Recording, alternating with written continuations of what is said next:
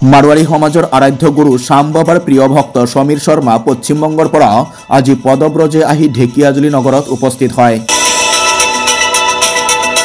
সেয়েহে মাৰোৱাৰী সমাজ আৰু মাৰোৱাৰী যুৱ মঞ্চৰ উদ্যোগত আজি বিয়লি ৩ বজাত সমীৰ শৰ্মাক লগত লৈ ঢেকিয়াজুলি নগৰৰ 15 নং ৰাষ্ট্ৰীয় ঘাইপথত উলিয়ালে শোভাযাত্ৰা।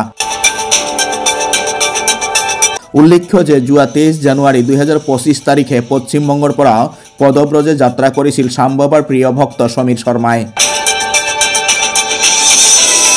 বিগত 20 দিন পদযাত্ৰা কৰি আজি সুশৰীৰে ঢেকিয়াজুলি নগৰত উপস্থিত হ'ল শ্যাম বাবাৰ প্ৰিয় ভক্ত সমীৰ শৰ্মা। সেয়েহে আজি মাৰোৱাৰী সমাজৰ মাজত দেখিবলৈ পোৱা গ'ল এক উৎসৱমুখৰ পৰিৱেশ।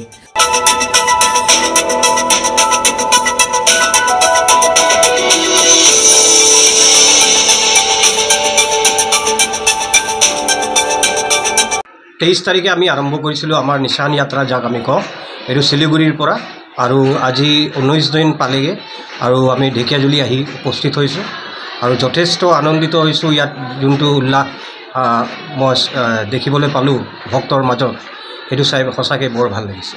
আজি শ্যাম ভক্ত শ্ৰী সমীৰ শৰ্মাজী আমাৰ ইয়াত ঢেকিয়াজুলিত উপস্থিত হৈছে। তেওঁ 23 জানুৱাৰীৰ শিলিগুৰিৰ পৰা তেওঁৰ যাত্ৰাটো আৰম্ভ কৰিছিলে। শ্যাম বাবাৰ আমাৰ ইয়াতে আজি ঢেকিয়াজুলিৰ যিমান ভক্তগণ আছে চবে তেওঁৰ আগমনত স্বাগতম কৰিলে।